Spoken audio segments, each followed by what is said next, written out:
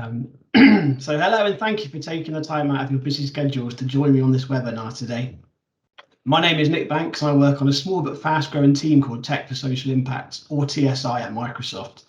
So today I'm going to talk to you about the not-for-profit sector and the partner opportunity that lies within it. My hope is by the end of this short webinar you will start to consider the sector in need, if you're not already, and have an understanding of how you can help support those charities and why working with charities in general can really help you grow your whole business. It's worth mentioning that this webinar is an introduction to myself as a contact within the TSI team at Microsoft, and I encourage you all to reach out. So whether you're already working with charities already or you'd like to get started, I would love to hear from you. So without further ado, let's get on to the agenda. So what is Tech for Social Impact at Microsoft? I'll take you through that very, very briefly. We will look at the not-for-profit sector in the UK and also the opportunity for us all. I will show you what Microsoft offer to charities and how you are able to help those charities as well. Then I will guide you through the customer eligibility process and some of the resources available to yourselves to help you reach and engage more charities. And finally, we'll do a quick wrap up at the end. If you've got any questions, then please contact me directly or go to your account manager, and I'll be sharing a link with our most frequently asked questions at the end as well. Brilliant. So I'm often asked, what is Tech for Social Impact? So Microsoft realised that we needed to evolve and think about a different business model in supporting societal changes, and also the organisations and the non-profits that serve this purpose. So in 2017, Microsoft Philanthropies brought its contribution efforts together with commercial sales and business development to create Tech for Social Impact. So we are committed to sharing our learnings and reporting our progress across a variety of societal causes such as digital skilling and climate change, to name a few. So TSI not only provides technology grants, but it also reinvests any profits made from discounted sales to larger charities back into the sector to help the smaller ones, which I think is a great message. It gives free software to those with 10 or fewer employees, which make up around 80% of the world's 4 million non-profit organisations. And as of March this year, over 30 million learners were reached as part of this global skills initiative. So we are committed to helping a sector in need, and here are some of the ways that we do that. So affordable technology solutions. So TSI works closely with non-profits to create purpose-built solutions on technologies across our product stacks. So we're committed to helping non-profits get access to best practices, reference architectures, and faster data insights. So just delivering technology isn't the whole answer. In TSI, we recognise that capacity building is key to successful adoption of new digital technology. So that's why we are committed to helping organisations get access to training and certifications to improve their digital skills. TSI also leverages tens of thousands of commercial partners worldwide to create a healthy ecosystem of partners dedicated to delivering solutions and designed specifically for the non-profit sector. And then lastly, social investment model. So incremental funds after costs covered go back into the team and charitable contributions. So it's a truly unique funding model within Microsoft and also in the sector, and it's one that's been really, really well received. So you're probably thinking, where do I fit into all of this? So Microsoft and also the partners realise that there is a huge opportunity in the sector, but also recognise that there's a real lack of resources and support as well. So my role is all about making it as easy as possible for you to work with those charities. So I can help you with the eligibility process, which we'll go through in a bit more detail later on, from showing you where to find it and the requirements. I can provide you with some not-for-profit pre-made assets that you can utilise with your existing customer base, as well as some content to target those new customers. Also, I can assist you in building a not-for-profit focus and recommendations on approach. And I can also help with some of the basics of different SKUs as well if you do need that, and where to find all the latest info as well. So my purpose is to offer any partner support and guidance in this sector. That's whether you've got charity customers already or you're keen to give this sector a crack. So my goal is to help you so that you can help those charities that really need it the most. Okay, so we'll take a real brief look at the sector now. So a key stat, so the not-for-profit sector is the fastest growing customer sector at Microsoft, and it grew almost 300% in 2020. So massive numbers. And worldwide, the sector has 4 million eligible non-profits. So they in turn employ 20 million staff and have an annual IT spend of $31 billion. So lots and lots and lots of money and lots of people. In the UK, there are 193,000 charities, and nearly 11,000 of those have got income between 500,000 and 5 million. And then we've got a further 3,000 with incomes over 5 million. So some big businesses out there. The sector also employs over 1 million people, which isn't including volunteers, which again, that really shocked me when I saw that number, because that's a lot of people. Of those 193,000 charities in the UK, 33,000 have already been approved through the eligibility process. And in the last 12 months, we have approved over 6,000 new charities. So as you can probably do the maths, the opportunity is massive, with around 159,000 left that we can go and target. And a little bit further of a breakdown, so 156,000 of those charities have 50 or less employees, so they're quite small ones, but still, really need our help. And then we've got around 2,700 that have 50 employees plus, all the way up to about 1,000 employees. So these are all full-time employees. None of these include volunteers, which again are additional, opportunities, if you like. So there are thousands of charities out there to target, and that we can start to work with. So the total UK charity market itself has a combined income of £48 billion, but they've got their challenges. So they need to better measure the outcomes of their mission delivery work. They lack funding, and they increasingly have to rely on volunteers doing more than just fundraising. And they've also got some big challenges with their IT. So cyber threats are now targeting non-profit organisations. There's poor access to data and documents when they're out of the office, and also poor insights from data, just to name a few of the problems that we've got there. And the sector has really started to realise that they need technology, but they're lacking the skills and also the relationships with our partners like yourselves to get trusted advice and services to deploy that new technology.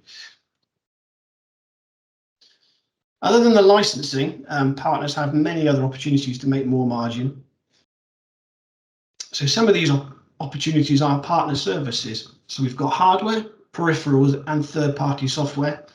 You can take all of the service offerings that you package for your commercial customers and offer them straight to a non-profit. There's no need to change anything. The margin comes from all the value-added services that you can provide, like adoption and training, and other vendor services that you can offer through your partners. But for me, one of the main opportunities is actually the social impact that you can have in your local community. So some of the partners I speak to regularly tell me that they've seen a massive benefit to staff morale and retention as well. So that's really key.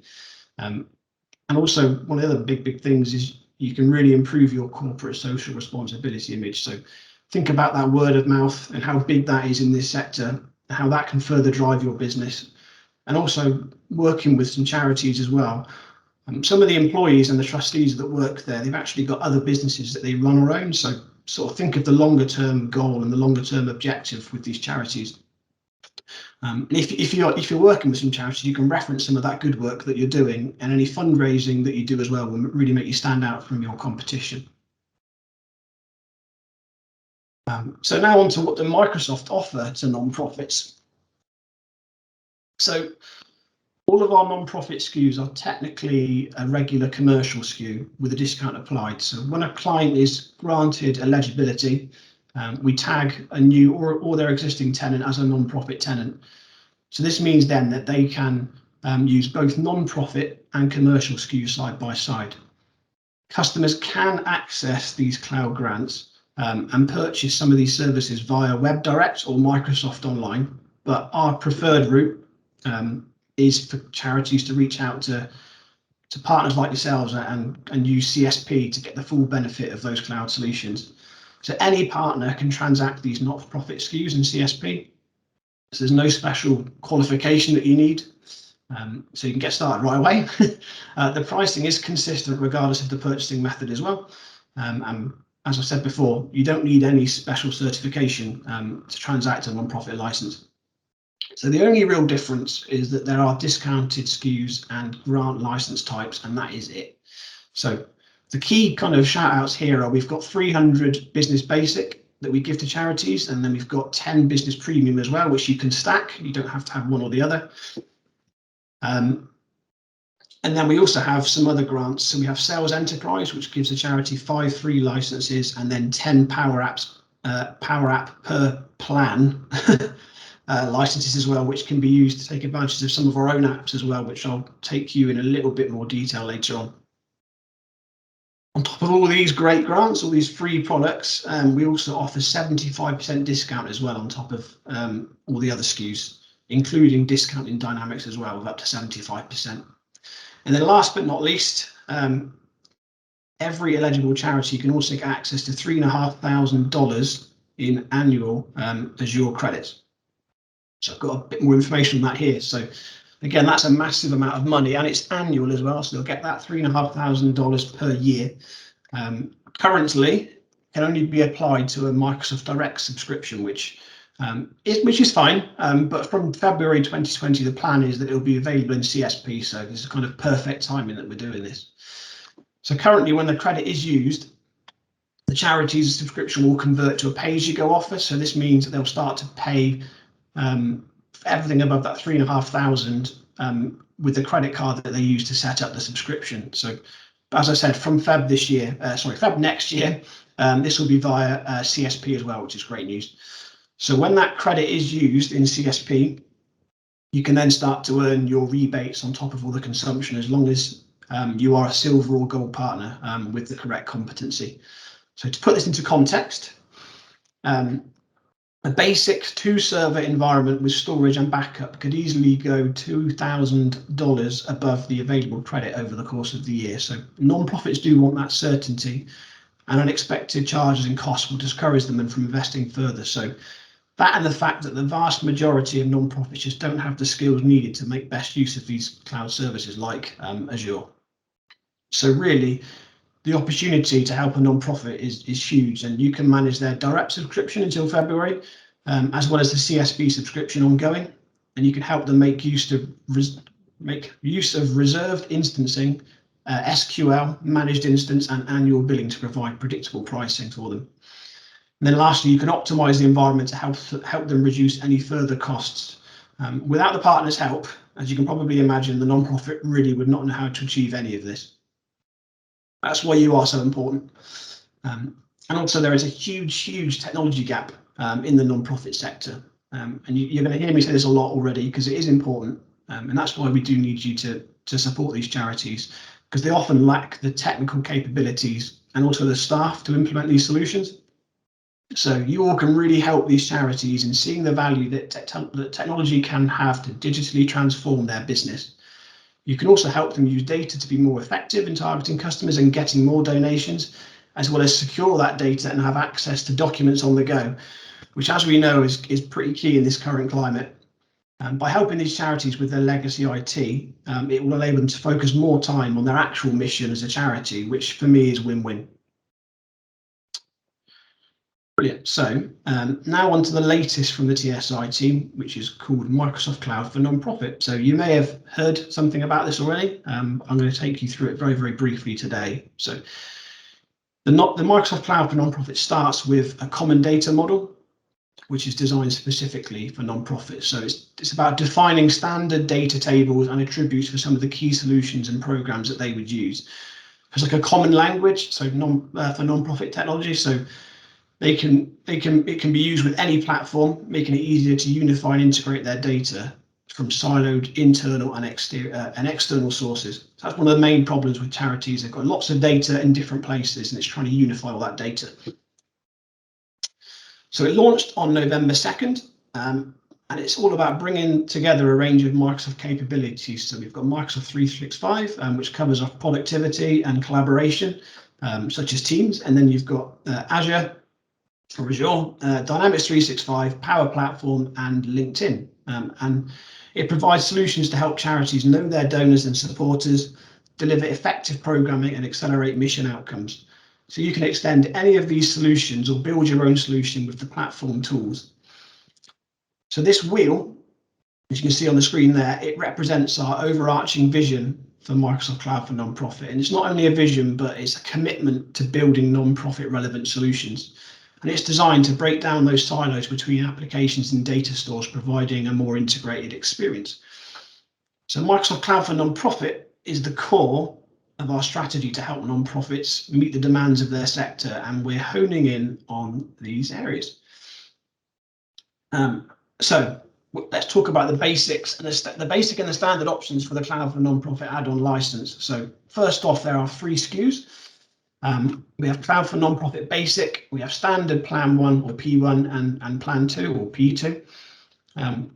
All 3 are available in CSP, and these are charity SKUs, so the prices are as stated there, are not, because they're not commercial, there wouldn't be a further discount applied. They're as they are. So it says there $750 per month. I think that works out about £565 in our money.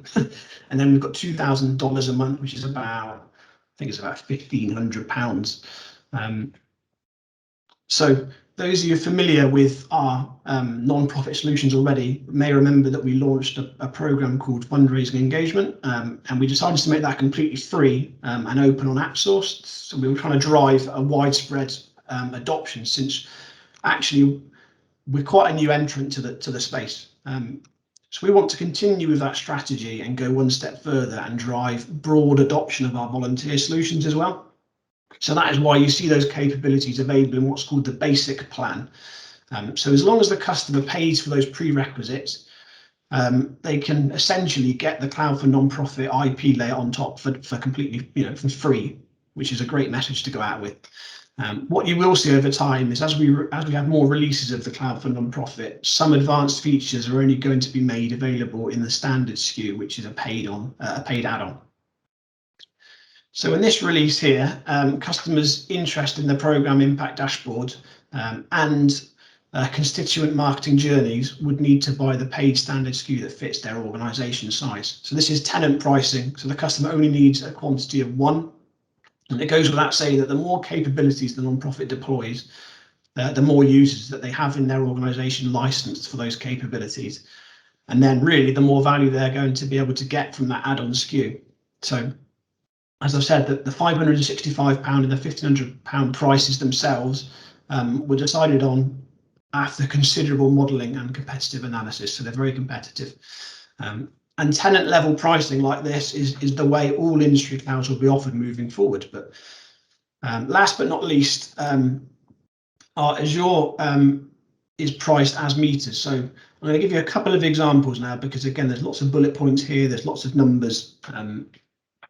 So fundraising and engagement requires customers to have licenses of Dynamics 365, Sales Enterprise, and Azure. So some of those partners that don't do these things, don't worry, because one of the great things about all of this is we actually give away 5 seats of Sales Enterprise as a grant, and we also give that £3,500 annual grant for Azure as well. So that's a massive, massive plus point. We also offer 24/7 unlimited integrated support as well. So if they're going to pay for the extra plan, they'll get that support. And the great thing is then some of that expertise, which you may not have, Microsoft can offer to that charity for you. Volunteer management. So this is built with Power Apps. So customers will need either a Power App per app or per user license to power that experience. And again, bear in mind, we offer 10 seats of Power Apps per app licensing as a grant as well. So again, completely free. And then volunteer engagement is a portal solution. So the portal pricing will apply, whereby you are charged based on your usage. And then lastly, the Manage Volunteers template is built in Teams, and the Volunteer Center is built on SharePoint, and these can be used standalone. So to get those, you will need to have access to services like Office 365 or M365, which is completely free as a grant as well.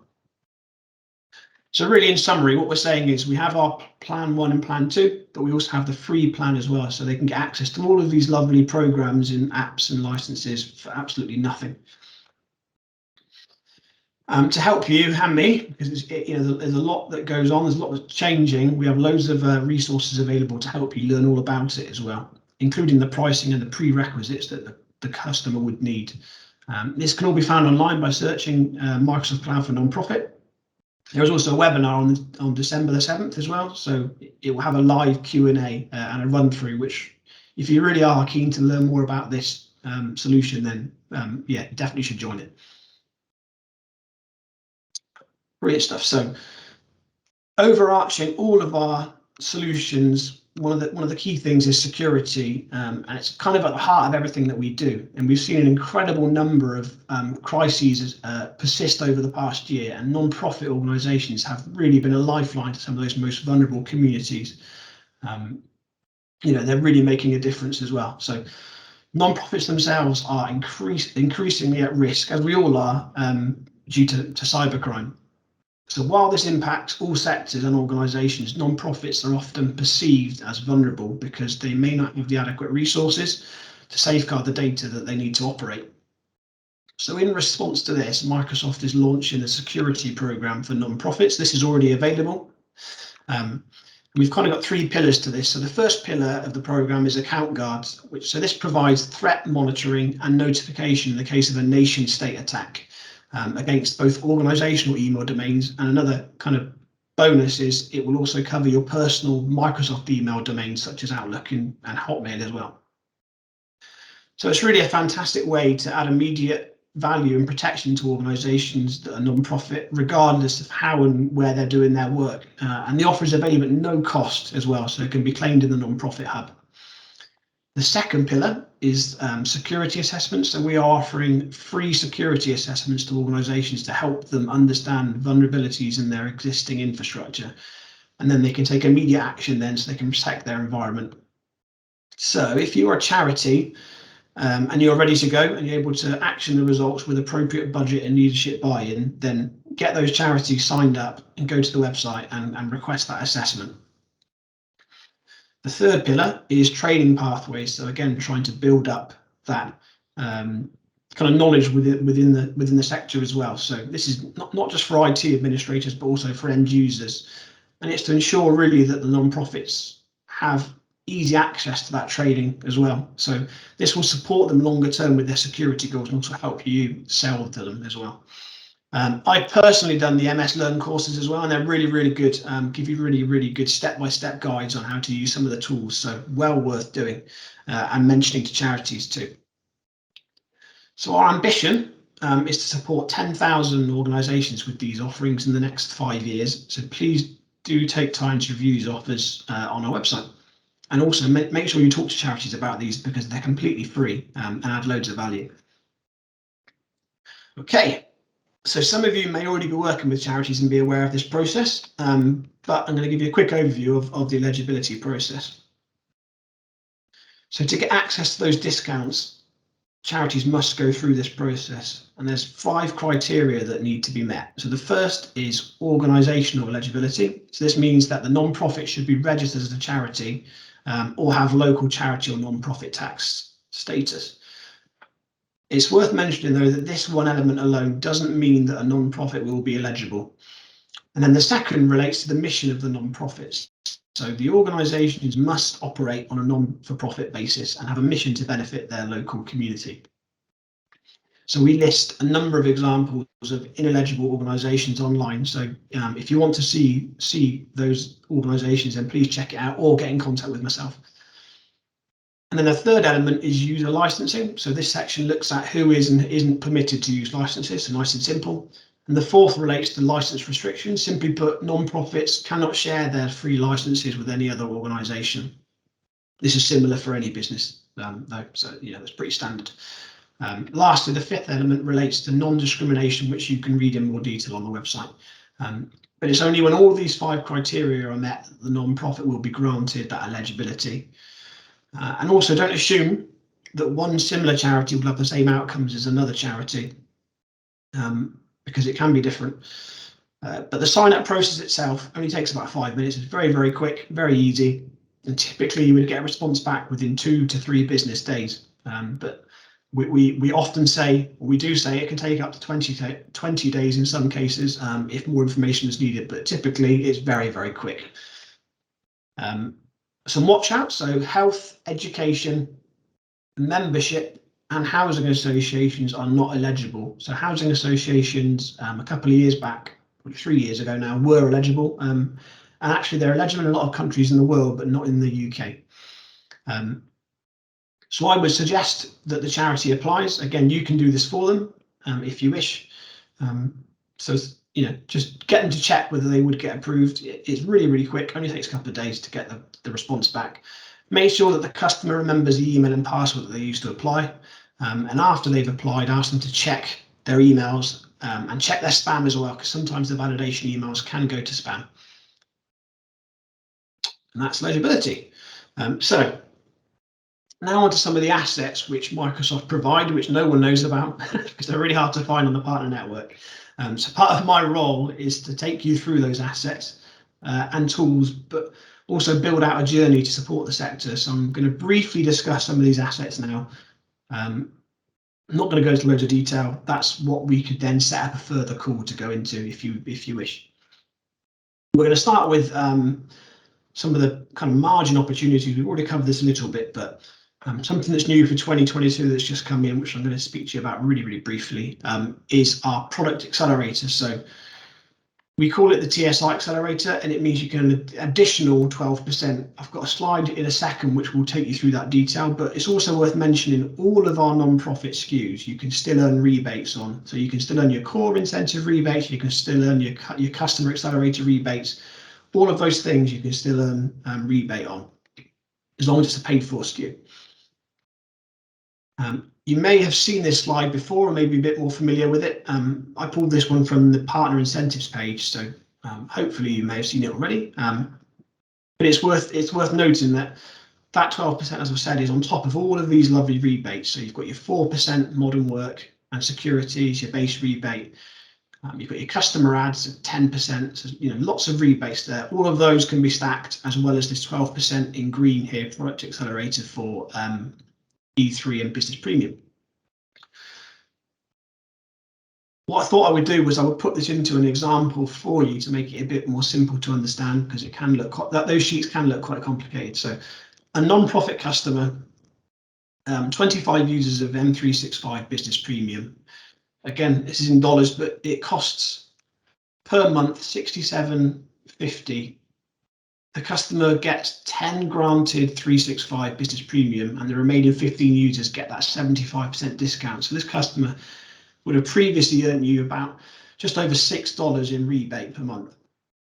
So add in the new non-profit accelerator, which gives you that extra 12% on top, and that same customer now earns you just over $14 per month, which is about 133% increase year on year, which again, massive increase. If this customer also is new and they go through M365 business premium, the rebate climbs up to almost $21 per month. So that's 31% of the total monthly licensing cost back in a rebate. So again, it's much more attractive now with this rebate in place to want to work with charities. But again, let's not kid ourselves. You're not going to get rich from the Microsoft licensing point of view. Where you really make your money, again, I'll repeat it, is from your partner services that you can provide, and the training and the consultations that you can give. Brilliant. So next, you might want to help reach new customers. So to help with this, we have a tool called Digital Marketing Content on Demand, which some of you may already have used before or be using, and is also known as Content MX. This contains a number of ready-to-go digital marketing campaigns for you to take advantage of. So there are 3 channels for non-profit. Again, there's quite a few channels in there, but we've got 3 that are aimed at non-profits. So we've got business applications, we've got one for Azure and one for modern work, with a number of campaigns in each channel. So some of these campaigns are 12 weeks, and you've got sort of 4 to 5 different posts per day which you can use. So it's a really good flowing campaign. You can also use a thing called auto posting. So if any of you want to see how this works, go onto my LinkedIn, search for Nick Banks, and then and Microsoft Tech for Social Impacts, and you can have a look at what that looks like. So it will literally post content automatically for you, which is pre-written, pre-populated, and professionally done by Microsoft onto your LinkedIn profile. It's brilliant. Again, there's other features available within it. It's not just LinkedIn. You can do email, you can do other social outlets. Then we have, if you want to learn more, I really recommend that you join the Partners for Social Impact community on the partner network. So we'll keep you up to date with the latest announcements. You've got me as well for this. This is a digital form, a digital version of me, if you like. You can access key resources as well, and you can post questions to the community. So some examples of recent announcements are the Microsoft Cloud for Nonprofit, and also a ton of launch material behind that. And also we've got lots and lots of stuff on business voice discounts. Yeah, all the good stuff is within this community. If you want to know all the latest stuff, get on there.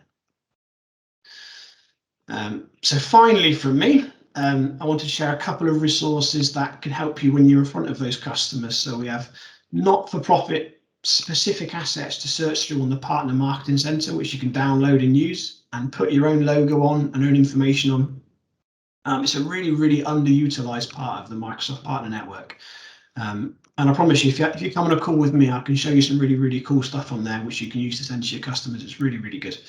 And then we have also the business workshop tool, another underutilized thing, but it's a good way to advise on the not-for-profit Microsoft solutions to those charities when you're talking to them for the first time. So it's it asks you questions to the charity, and then you put their answers in, and it will then spit out a recommendation based on their responses. Really, really good tool, really, really professional as well. So that's it. So I'll do a quick recap on what we've covered.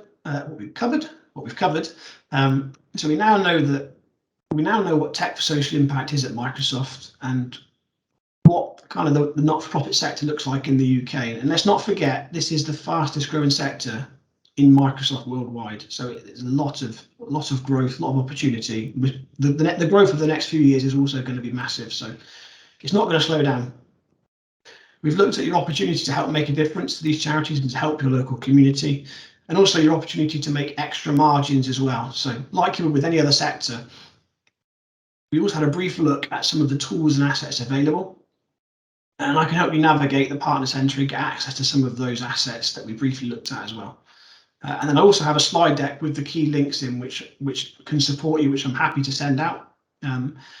So really, if you want to know more, then please reach out to the account managers, or also reach out to myself, and we can get that initial call set up, and we can look at your business in a bit more depth.